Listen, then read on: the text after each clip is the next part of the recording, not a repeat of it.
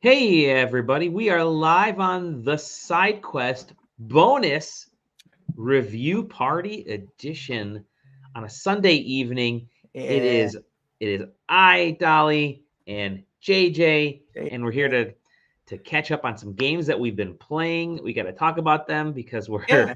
we're getting pestered by PR, understandable, because we have a lot of games that we have to review. We're planning for a lot of shit, but Yeah.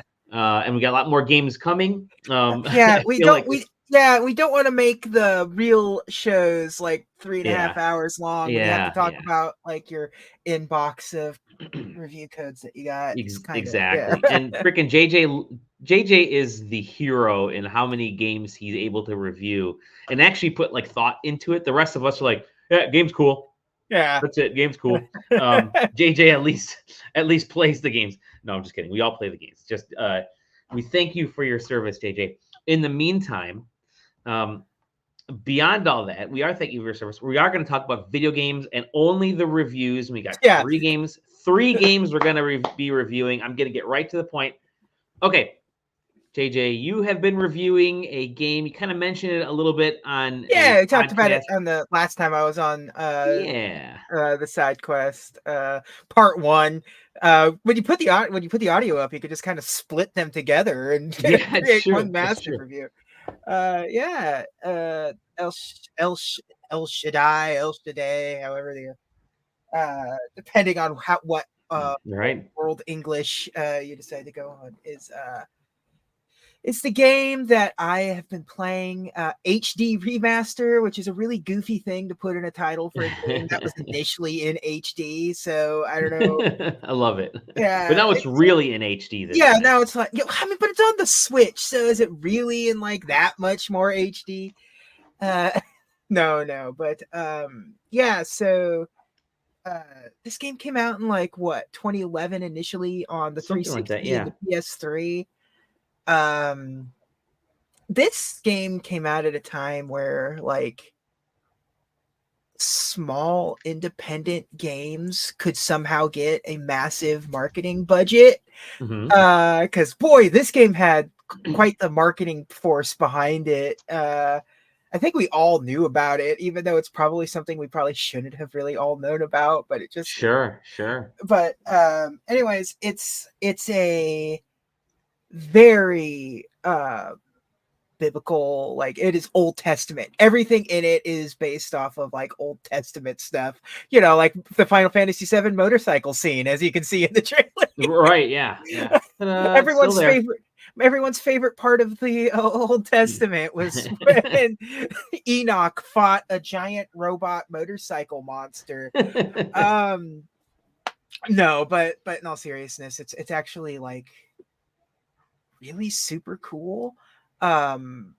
It's just a very simple. We throw around like the Perfect Seven thing a lot since that's our PAX East panel stuff. But this is the game that sort of like in my brain lives as the like this and 50 Cent Blood on the Sand Hmm. and stuff like that, where it's like this is what created that thought in my brain of like, yeah, no, sometimes you need to just strive for making a perfectly cromulent playing game and just like slather it with style. Which Sure. is exactly what this is. And this game is just so jam-packed full of style. Like it seems like it's just a 3D action platformer, but then it'll go into some weird like 2D side-scrolling stuff, and like every like level of the tower that you're going through, like it changes the aesthetic all the way up. Um I I don't know. It's just one of those things that like they don't make games. They don't make them like they used to. Hmm. Yeah. But things that are kind of specific here is okay. So this game came out. They kind of quote unquote remastered it for PC a handful of years ago and re-released it on Steam. Which was the basis of that one was the PS3 version.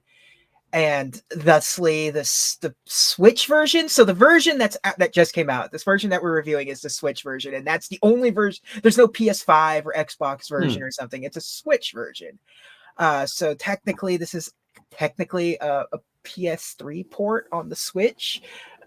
Which, if you look at interviews, even they were like, "I don't know how we're going to do this," but they say porting it to the PC really helped them get it to the Switch. So that was sort of the thing. And with that, you get a pretty good performance for this game, because there's times where a lot's going on, a lot of enemies on the screen at once. With the combat is, you have sort of three options. You have like three weapons that you can sort of choose through. But in order to choose your weapon, you have to defeat an enemy with that particular weapon and like claim the weapon. So you get like your sword-esque weapon, your gun-esque weapon or projectile weapon, and your like shield and melee weapon. And like different enemies have it. When you fight them, you push one of the shoulder buttons when they're staggered, and you can steal the weapon, so it disarms them. You purify the weapon, and then you can use it. If you use the weapon too much, it turns red, and you have to push the shoulder button again to purify it, and that way like when it's been corrupted, it does less damage. So you have to purify it to make the damage go up again. Bible stuff. Sure. Bible stuff. So like there's a lot of moving pieces in this, and it runs fine on the Switch. There are times where there's slowdown, and in any other game, I would be like, hey, you kind of expect this from the Switch. But at the same time, with this particular game, I'm like, that may just be stylistic for this game. I haven't played this game's original form in a while. Maybe it just kind of slowed down during some crazy boss fight moments, or the game is just struggling to animate this giant boss doing crazy shit to you. I don't know. I'm going to assume it's just Switch performance stuff, but by and large, it holds its frame rate really well. It looks really good for like, you could tell it's not just like a simple like up-res. It's like, I think they just gave us better assets for some of the stuff, because some of the backgrounds and stuff still look kind of out of place. You know how sometimes you get those HD remasters like this one, where it's like,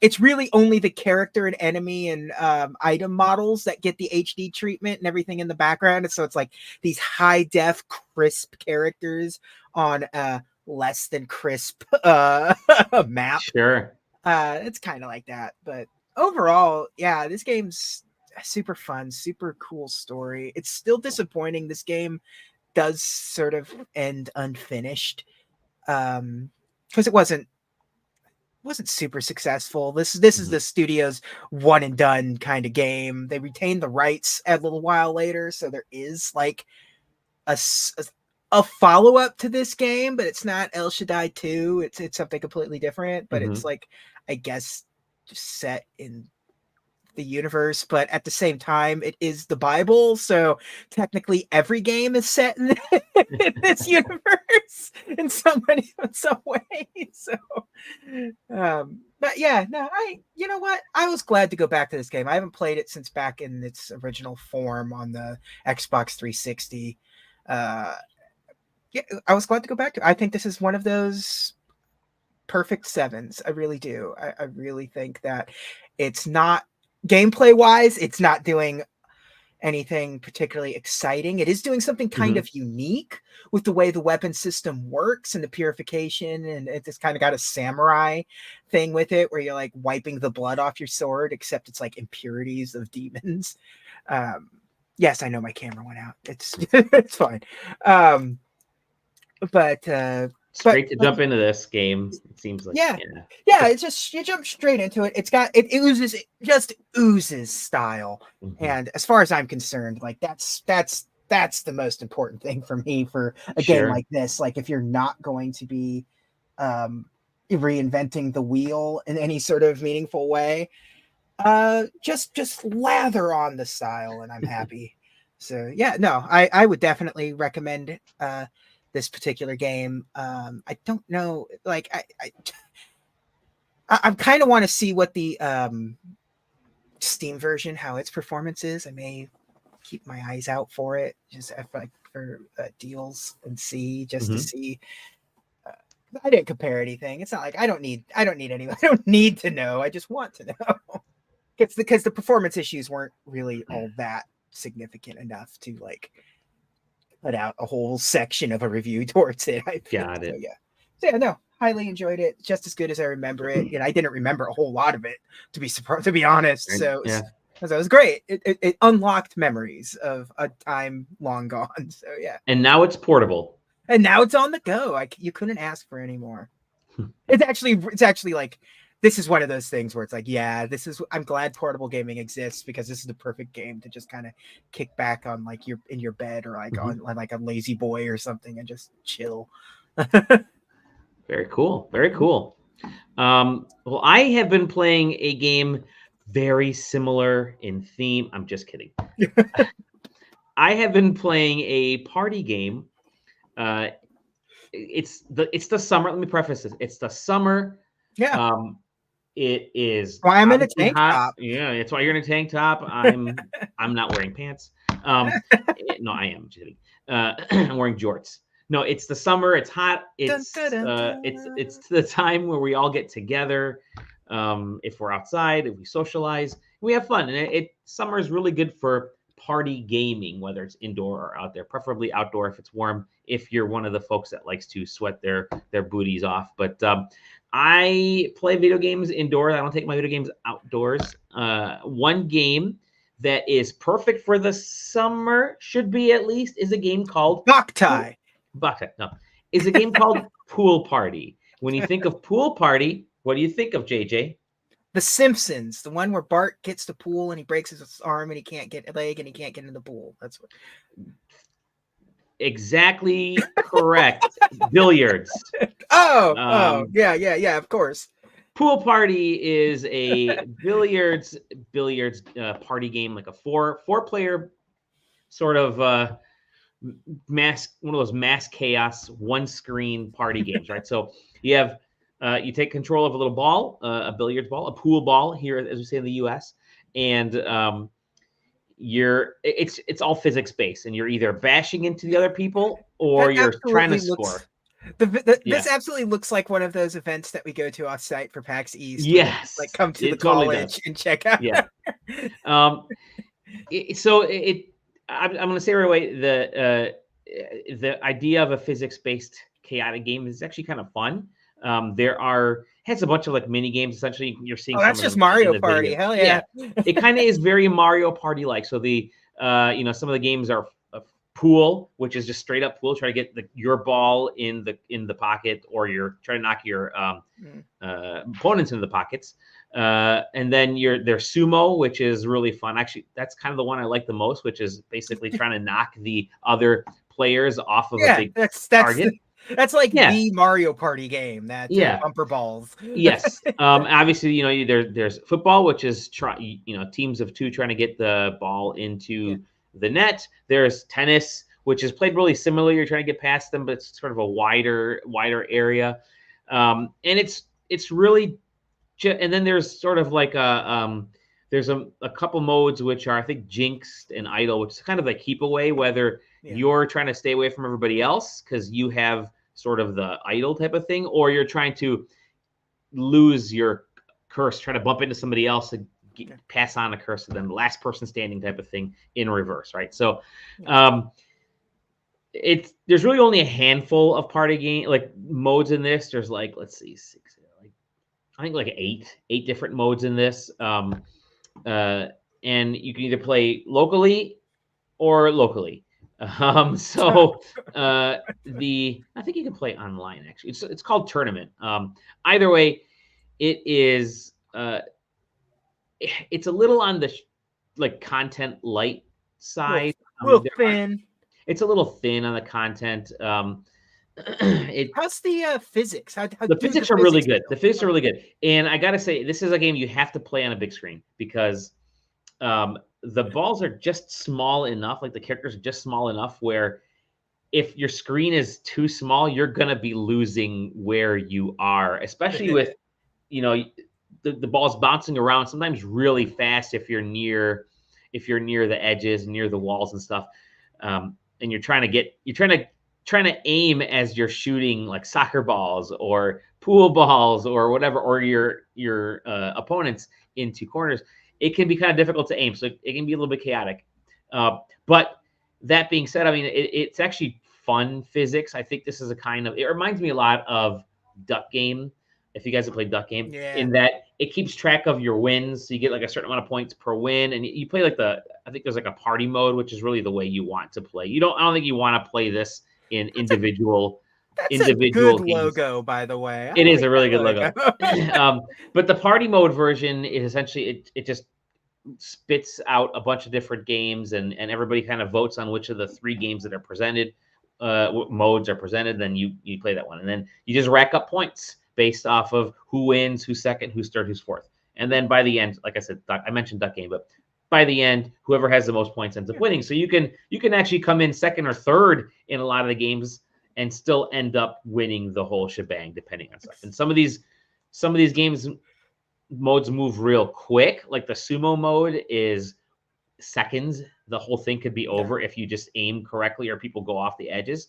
And then there's then there's stuff like the soccer mode or the pool mode where you're actually trying to get your colored ball in the kind of the holes on either side, but the holes switch. So they'll be closed. One hole on the right will be closed. One hole on the left will be open. The ball that you just had on the right, you have to get all the way to the other side before somebody else, you bounce into somebody else. So there's definitely chaos involved. And I think the chaos is kind of fun. It's a very content-light game.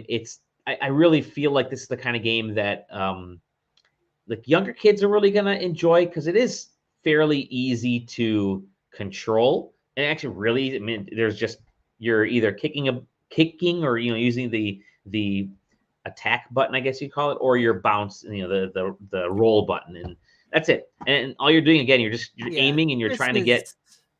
This is 100% a Switch game. Like I see that it's on Steam and the PlayStation, and I'm like, I think it's going to do its most traffic on the Switch. This is definitely one of those things that you will just see in the eShop and be like, this looks fun.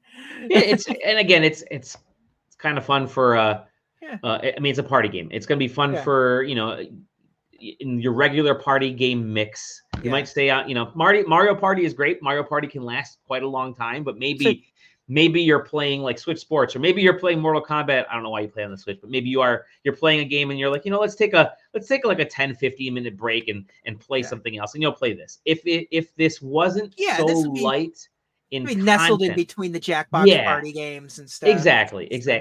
Did you play this with your family? Did you? Yes, I did. Okay. Yep, I played with my family. My daughter didn't love it only because she's in like early teen mode. She's in that zone now. So. In that zone where parents aren't cool anymore. But I reckon if she has some of her friends or some of the other younger relatives playing, she would have a blast because it is. You can find yourself laughing a little bit if you're making some bad moves and so on. She doesn't want to be like griefing her dad and just cringe. Well, I think the physics aspect of this actually kind of really levels it out so that it doesn't matter how good you are at aiming. If somebody else is purposefully if somebody else is playing bad, then it makes everybody play bad just because of the nature of a physics-based game like this. And I think that actually works fairly well. Again, it's the kind of game that it's in between. You're gonna play it in between. You might play it for like 15, 20 minutes, 30 minutes. It's not gonna be a game that you're gonna be passionate about, but it's a party game. It's there. It serves its purpose. I just wish there was some more variety and content. Like I wish the levels for the football, which is soccer, surprisingly. I wish, there were other types of obstacles, or the levels are different. Maybe there's sand. Maybe there's, maybe the size of the sumo target area is different, or it's different shapes or whatever. I wish there were some other types of mixes thrown in because they're all just the same levels over and over again, and you can Sometimes, kind of get, I don't want to say bored, but you kind of be like, okay, I know my favorite positions in this, but yeah. I don't know, sometimes I wonder if games like this, because it's like, they can't in earnest think that they are going to be like a breakout hit. You know what I mean? Saying like, Sure. I wonder if a lot of this is like we're a small team. We learned how to make Yeah. video games. We didn't we weren't able to get like a major massive publisher to like push the game for us, but we got this game out. It didn't get negative reviews. Yeah. Maybe that is just the next step into maybe getting involved in something bigger, because there is a huge market for party games, and if you can sort of establish yourself as like, oh, you're really good at this physics stuff, like you might find your team what's interesting is that with somebody interesting. So. Think of it this way, like the Switch is sort of in the last throes of life, right? And people are Mario Partied out, but they're still, the Switch is now becoming, if anything, it's the party machine, right? So people are going to be using it just for parties. There's not a lot of big games coming out anymore. So people, kids and families are going to have this probably hooked up to their screens, and they're going to be playing some of the party games. This I feel like is a good game to throw in that rotation, because it's simple and it's the kind of game that grandma and grandpa can play and the littlest kids can play. And again, I do wish there was a little more content in this. It is a little light on that. It's a lot light on that aspect, but I mean, its purpose is to get your quick fix on some chaotic party physics action, and everybody giggles and laughs, and then you go from there. So it gets the job done. I don't want to say get it if it's on sale or not, because I actually don't even know the price. I'm not going to look at the price, but I am. Don't say it out loud on the podcast. But no, I feel like it's a good party game to throw into the mix. I just wish there was a little bit more in it. And but pool party, yeah, hey, everything functions correctly. Like I said, we play on the Switch, and it definitely played on TV, because playing on a small screen, I played by myself on a small screen, and it was difficult. Which is funny, because you think you'd know how to look at small balls on a television. Oh, man. You can cut that. Man, walked right into that part. Don't worry, that part's not even going to be in the final review. I've already ended it. Yeah.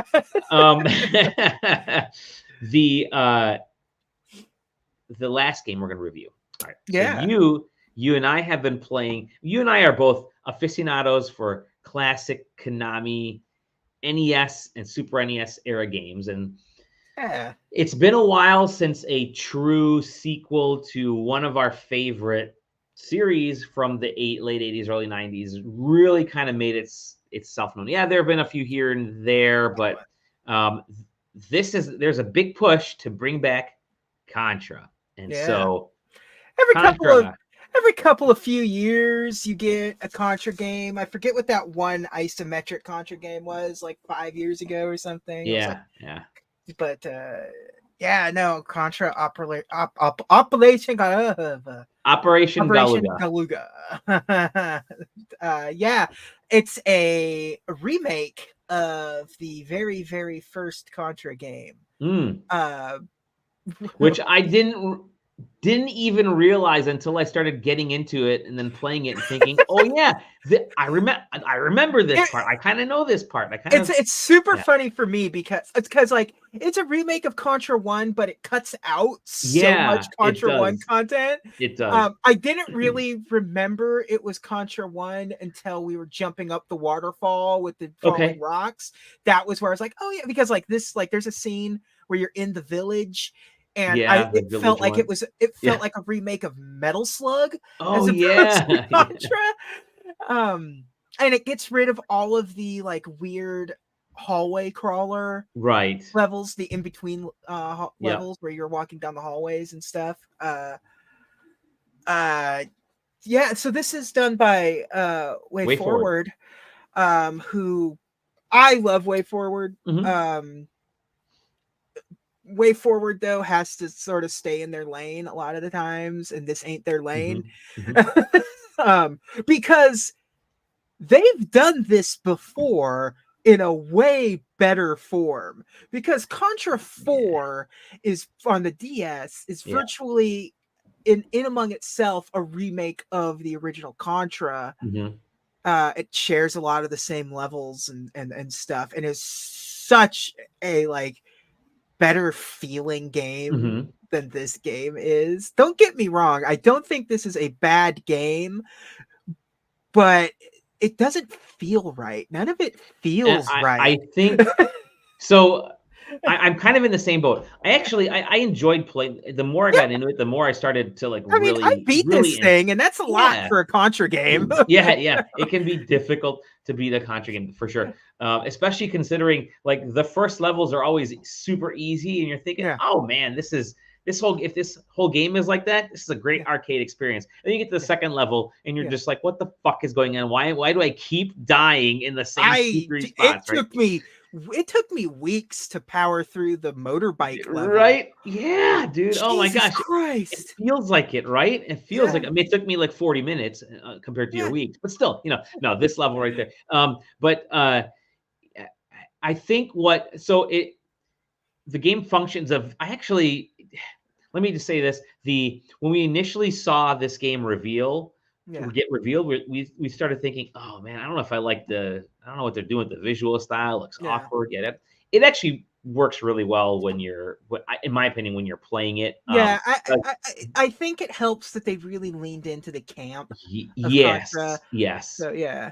But the one thing I think that doesn't quite match, and I guess maybe throws me off a little bit, is that the scale of certain things, now that it's in HD, I kind of felt like, when you're grabbing onto the handles and kind of bouncing up the waterfall doing that, they feel just a tad bit too small.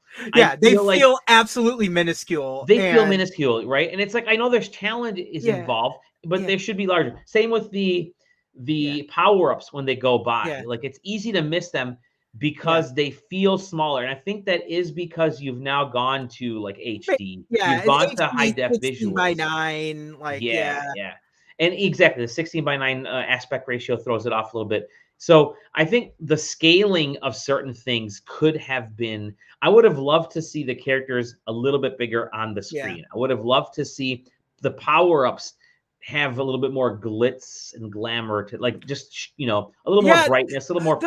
So you don't miss them. The power-ups themselves too, like, they're not really particularly great until you get to stage 2 anyways. Yeah. And then you just use the heck out of those homing missiles for every it's like the two that I leaned on, I always tried to have the homing missiles and the flamethrower at all times, because the flamethrower, interesting. The flamethrower at level 2 is just, you hold the button down and it is a constant attack. It is, in whatever direction you're pointing at. So if you can get yourself into a blind spot of like a boss or something, you can just constantly cause damage until you have to like jump out of the way or whatever, and that's not have to like power push a button or anything. Yeah. There are blind spots on the bosses, and there are blind spots on the levels, which I do appreciate, because you can get into certain spots and like, okay, cool, I can actually just kind of sit here and wait. I think also because no, go. Finish yours first. Okay, no, I was gonna say, it's just that the way I played the game was I would stop and I would take out all the levels on the screen. Well, guess what? In Contra, in this game, they keep coming. It doesn't matter if you defeat. It's not wave based. It's not wave based, and that threw me off when I first started playing like level 2 and level 3. Yeah, I was thinking they were wave based. They're not, because I'm so used to sort of classic arcade games, the wave based style, and so the thing about this game especially is you just got to keep running, keep going forward. And I think that's, once you get into the mode of just constantly moving and moving forward, things definitely you don't have to defeat everything that's on the screen. It greatly benefits you to just keep moving forward. You only stop when the screen forces you to stop. So yeah, especially in this game. Also, the different characters, so you can unlock different characters throughout Mhm. here. Different characters can also use the weapons in different ways. Yeah. So like certain characters, like the machine gun is different for like robot characters versus Bill and Lance or whatever. Right. So they did add some cool like stuff to, like, certain characters have like, one particular character has a dive kick, one A particular dive kick character, is cool. yeah, Yeah. one particular character, like a couple of them have the grappling hook that you got in Mhm. Contra 4 and stuff. So Some can like, do like this speedy rush thing, and yeah, yeah, a dash, a a slide, dash. Yeah. Yeah. double jump. Yep. Uh, And boy, then it sucks when you pick a character and you realize that character doesn't have the double jump, and oh then man, like, that double jump is almost OP because I use that and non-stop in certain there's an areas. up. So this also has an upgrade system in it. Yeah. You Yep. can spend your Contra points that you're earning throughout the game to Yep. buy, and they have They have um normal and like character specific Yeah. upgrades. So like, Global and character specific. Yeah. yeah, so like Bill can get like a higher double jump kind of thing, Hmm. and like, or the slide does double damage, and then they Hmm. have my favorite of all of the upgrades that you can unlock is the automatically every weapon is a level 2. It's an Yeah. automatic That upgrade to was the level very 2. first Yeah, one that I that's the unlocked. one you buy That's out the the one you gate. buy right Yeah. away. And I mean the It's very global. Vampire It Survivor-esque kind of in a is. way. Yeah. Yeah. Yeah.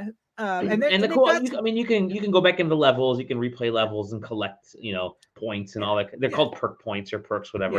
yeah. I appreciated that. I appreciated that upgradability, and then there was it's not a long game. I mean, No. it's a Contra. It's a It's Contra. every bit as long as the original Contra, Yeah, yeah. which because this game lets you really upgrade the hell out of your character, can really Hmm. help you actually just beat the game, as opposed to Yep. the old Contra where it was like, oh, you either have to cheat or be really good at the game. Right, And right, even right. cheating isn't going to really help you too much, because like, Yeah. the 30 lives Konami code, the Hmm. 30 lives is just about the Enough. exact amount you need to Yeah, beat yeah, Contra. yeah. I think there's also the overload system, I think is what it's called. Yeah, I didn't use that too Me much, but neither. sometimes, like, when the guy would come over the radio and tell you about it, was pretty much the only times I would Yeah, use it. yeah. It's like, When they'd remind you, yeah. And essentially, it's a way to like basically like sacrifice your weapon in a weird way, yeah, right? Yeah. yeah, you sacrifice your weapon for certain Yep. buffs. Yep. Like, oh, you sacrifice this weapon and it gives you iframes, or you sacrifice this weapon and it destroys their shield or Hmm. Hmm. whatever. Yeah, so I it's, did. I did really enjoy the boss fight, the kind of re-envisioning of the boss fights in yeah, this game. yeah, I thought there's the one that they show in the video here with the sort of the queen yeah. monster mantis like crab thing that's hanging over. That was a Yeah, really fun that's boss it's fight. always been such an iconic Contra Yeah, it fight, has and been. they really made it feel bigger, which is cool. That's Yep, the one thing that I think they scaled correctly. correctly. Yeah.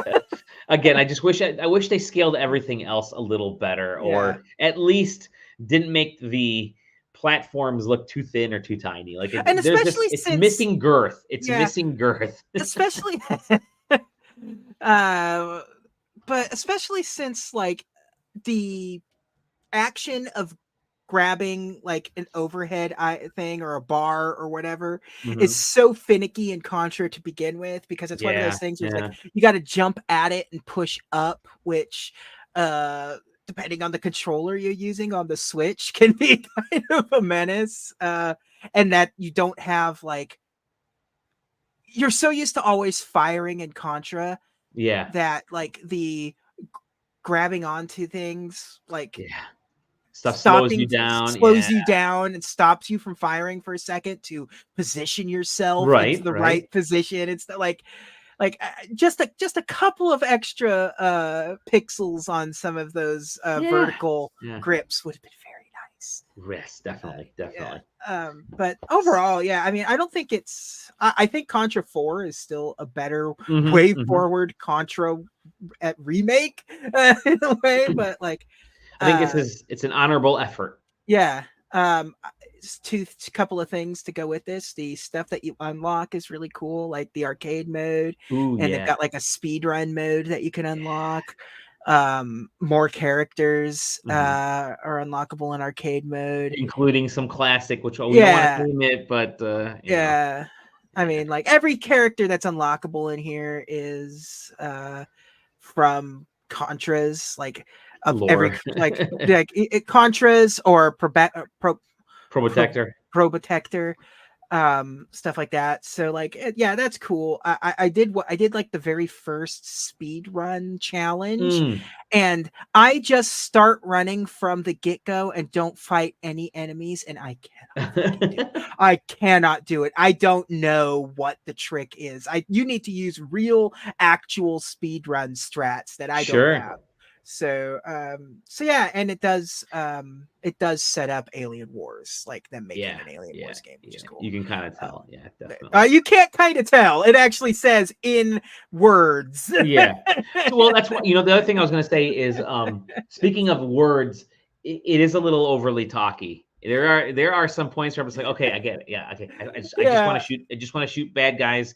Hit the button. Hit the yeah. button. And Hit the button. Okay, I get it. they tried to give an actual story to Yeah. Contra, which like it does have a story, but they I went do too. like how the two dudes are they're just kind of jerks to everybody. Yeah, Billy, and they're just constantly like, all right, fine, whatever. We'll yeah, include you with us, but we got shit to do. But I played on the Steam Deck. Is that where you played it as well? yeah. I played it on Yeah, Steam. yeah. I Yeah, think it's a good mobile game. I didn't play along with a friend. We might have to give that a shot one of these days. But because I love the classic arcade, although those always felt like they could get chaotic. The Contra games, yeah, depending on where you're playing it. But again, I think if anything, the scaling on this one is what kind of throws me off. I liked this game. I enjoyed it. I enjoyed it so much that I found myself playing it on the Steam Deck, and then I'd walk back to my personal my laptop, and realize that I've been playing Rusty's Retirement. Rusty's Retirement was shut off because Steam had switched over to my Steam Deck and had shut off Rusty's Retirement on my PC, and I'm like, oh wow, I didn't realize I didn't rack up as much stuff on Rusty's. But yeah, just in it's case you're Contra. curious, the voice of Bill Reiser in Contra is Steve Bloom, who's Oh, okay. like an iconic VO Yeah, actor, yeah. best known as Spike from Cowboy Bebop and Tom from Toonami. Oh Uh, wow, cool. and I forget the other guy is just anime voice actor Sure. extraordinaire. I'm trying to see who he was in other video games here. He he was an Octopath Traveler too. Okay. Okay. He was Oswald. Ooh, Oswald. Good character. Yeah. But yeah, Contra, Galuga, Operation Yeah. Galuga, the remake of the first game. Not Operation Again, Galuga. yeah, not Operation Galuga. Also a Konami game. Galaga's Konami as well, right? It's Namco. It's Namco. I'm just kidding. I'm not. No, kidding. you're not kidding. I didn't know that first. Brain fart. But yeah, it's funny because we got an evening here of games that are like, yeah, they're good enough. They work. This is That's fine. This is the perfect 7 show. It's the perfect 7 show, and it's like, you know what? There are not we got some DLC and other stuff that's popping up later, the next couple months here. But these are kind of good summer-ish experiences per chance, So you got an action game like El Shaddai if you want to kind of get into that. A game that's in its own head for a specific purpose, and I think works great. And then you got Pool Party, which is just everybody can play. Grandma and the grandkid can all get together and play, and that's a fun game. And then you had this sort of arcade party experience in Contra that's for those of us who are nostalgia babies. I'm pointing to myself, nostalgia babies, you and I, to get into and to dissect. But they serve the purpose. I mean, they're not, like you said, they're perfectly fine is the right way to say it. These are perfectly fine games. Yeah, they have issues here and there, obviously, as we've kind of dictated in here. Surprisingly, not a lot of performance issues on any of these games. No, I was actually really impressed that the Contra game just kind of held They its just own. yeah. I would like to see how it performs on the Switch because it can get Yeah. chaotic. And I feel like that's a great platform for these types of games. Yeah. But cool. Well, JJ, thank you for Thank you. hopping in this evening. We ended up spending about 40 minutes here. Thank you, Zero. It's going great tonight. This was just going to be a bonus edition. We need to get some of the reviews out so we don't do these heady. Thank you. We don't turn the regular shows on like Tuesdays and Wednesdays or whatever into super long 3-hour podcasts. So we figure we'll cover this and save the rest, the news and all the other stuff for that game, but or that week.